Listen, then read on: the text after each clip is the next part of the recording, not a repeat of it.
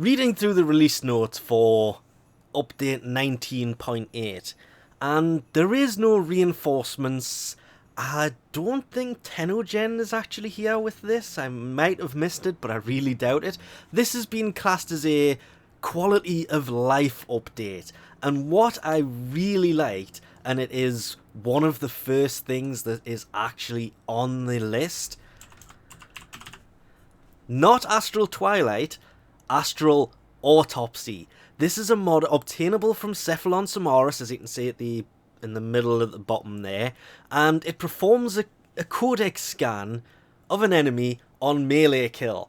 This will turn any Archwing Melee Weapon into an actual Heliocore, because Heliocore is a melee weapon that scans people. This will do the same thing for Archwing Melee, and that could be really useful, because if you've ever tried to actually scan some of the enemies when doing Archwing, it can be problematic. The biggie of this update is the health bar changes.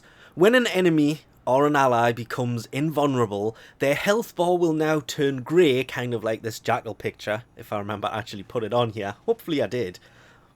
And it's basically just a health bar that when it goes grey, you cannot deal damage to them if they're an ally or an enemy. It's a weird one, but at least there's an indication of when they're in a stage where you cannot damage them, which is going to be great for things like the Jackal. Is a perfect example here, because his legs can sustain damage, but his core, his middle section, his body, whatever you want to call it, is invulnerable until you take the legs out. Then you can damage his core. There's also a change to the Secure Elector that's kind of weird and a bit of a pain to explain, but as you can see, it says double credit drops on kills, and on average it was 11.6 times credits from kills when using this thing. That has now been changed to a scaling system. At Mastery Rank 8 you'll average about 2 times credits, huge decrease from the 11.6 it was doing to the 2 it's now going to be doing.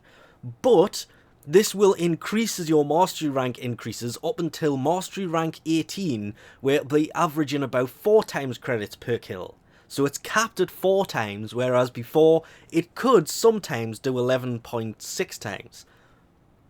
Big issue here is, did they counter in that in the top right, the credit booster working in with this? Because if you think about it, the credit booster will turn a 4 times credit kills into an 8 times.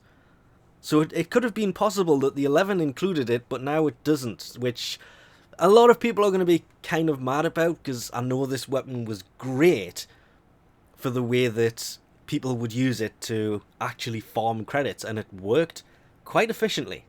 Anyway, they've made some changes to Sorties that will include the Kuva Fortress Assault and the Infested Salvage from Eris. So the Kuva Fortress can also pop up here now, which was added a while ago, but to the reward pool, the 2000 Endo reward has gone. The Anasa Ayatan Sculpture has arrived. It has finally been added. It does mean that eventually there will be the 4001 as well. Not only that, but how these are actually picked has apparently changed as well. Reading through this, the missions that can be picked will now, it'll generate them more randomly, which it won't weigh too heavily on endless variants. That has an end, that has an end, that has an end. And this is an update that took place after this came out. This has been around for 3 hours, 10 minutes, give or take. I don't know why people were complaining. To be fair, it is a good change to have that, because the ones that I tend to avoid are the interception, excavation. I don't mind the defense that much. Survival's more fun though. But having it come up with things like the, I forgot what they added, the Kuva Fortress Assault, I'm not looking forward to, but I'll give it a go. And the Infested Salvage is basically just like the mobile defense, but it's also an interception based thing, and how they work out could be quite fun. But I'm looking forward to playing some more of these that are going to have different variations on them, and it's not going to be the same one that pops up 2 or 3 times in a week. Don't know how to do this without giving away too many of my builds. I think I'm just going to have to go for the sweeper, Mainly because it doesn't have any other builds. But they've done something weird with the upgrade screen where, what is it? By picking up a mod, and well, it's going to have to be a V, isn't it?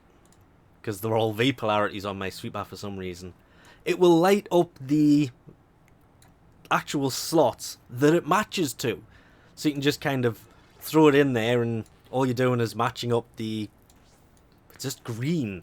Whereas if you pick one up that isn't for that polarity, it'll go red.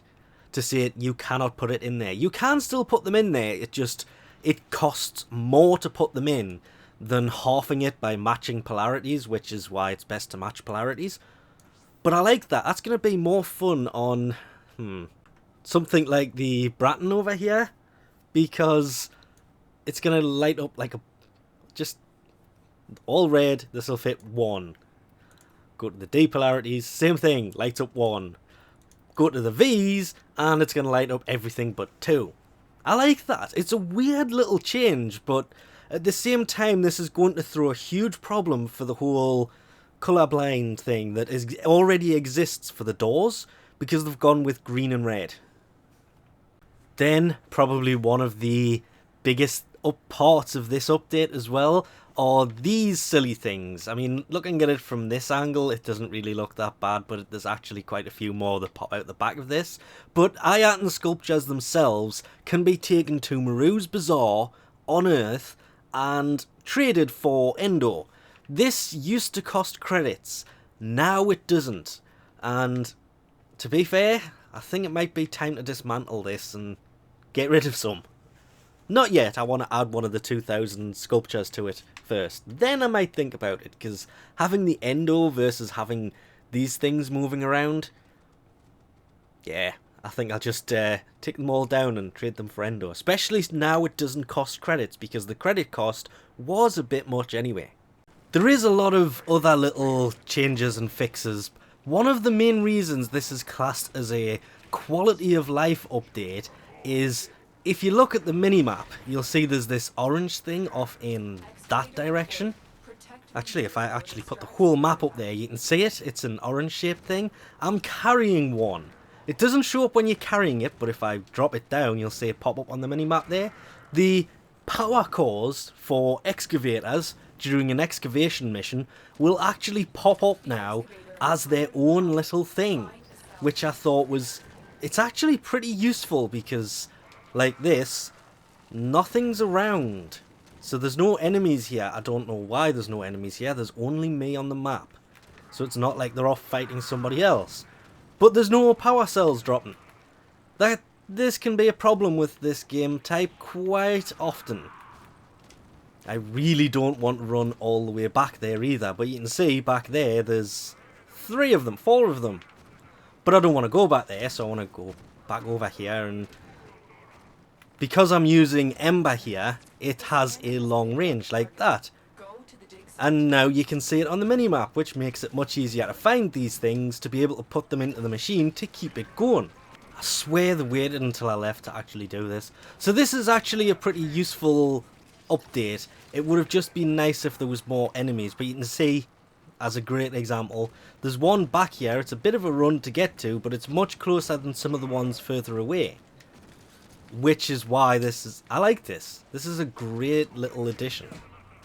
One of the weirdest things from the update notes isn't the fact that they misspelt Nidus's Prion helmet and it's actually spelt P-I-O-N.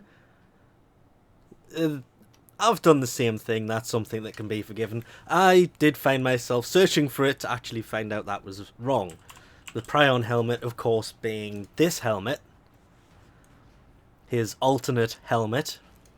Turns out that this has finally been added to alerts. It wasn't already in the alert system, which is really weird, because when an alt helmet is generally added to the game, it generally has alerts for it. Turns out that this one wasn't popping up as alerts, which I don't think they've ever done that before. But it is now available, and the alert for it should probably pop up soon, because it wasn't already in the list beforehand. They do tend to do it not straight away, but it'll be sometime in the next few days or sometime in the next week that alert will pop up if you're after that helmet. And that's pretty much it, so we'll leave that off here for now. Thanks for watching, and I'll catch you next time.